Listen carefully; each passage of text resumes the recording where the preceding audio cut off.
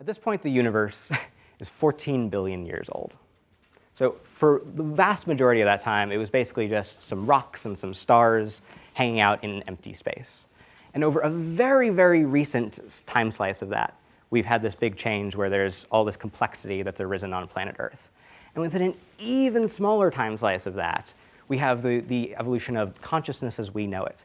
And within 200 years ago, we were wiping our asses with bark, right? Like technology, again, putting this in context of 14 billion years. And so now we're at this point where we are on this fascinating cusp where all of a sudden we're empowered with all of this technology in a totally, totally unprecedented way. And strangely, it seems that we're on this sort of cusp where there's two paths that both, to me, seem equally likely. You, on the one hand, have the path of that, we won't go into details, but between global warming and biological warfare and just like a bunch of different problems that of global catastrophic risks, we're at this point where, the global warming science is, whether it's 30 years or 300 years, we are on an exponentially increasing trajectory where we are going to consume all the resources and very likely leave the Earth in a much less pleasant state than the one we're enjoying today. And that's basically just rampant short-sightedness and a rampant inability to come together and solve global problems because everyone is focused on their individual desires.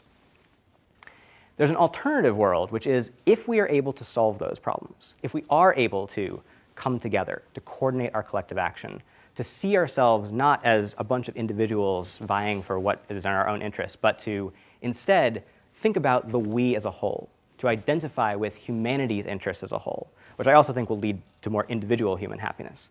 If we're able to come together and see us as basically part of one big project, not a series of little teams competing with each other, but a single company working toward a single ends, instead, we could break through. Instead of the complexity of Earth looking like this exponential trajectory and then kaput, it could instead keep going. We could manage to make the world sustainable, to make our consumption sustainable, to find new ways to do things like solve the sort of ridiculous problem we have that we have enough food to feed everyone, but it's not evenly distributed, and to allow everyone to have the resources they need to contribute to the world in the way that they should be capable of.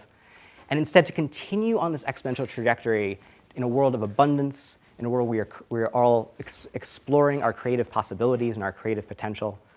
So we really are in this place where we can choose either of these worlds. And it really is a question of, do we have the will to come together and see ourselves and align our interests together as a single species? And do we have the actual tools and skills and technology in order to be able to effectively coordinate that will, even if we all share it?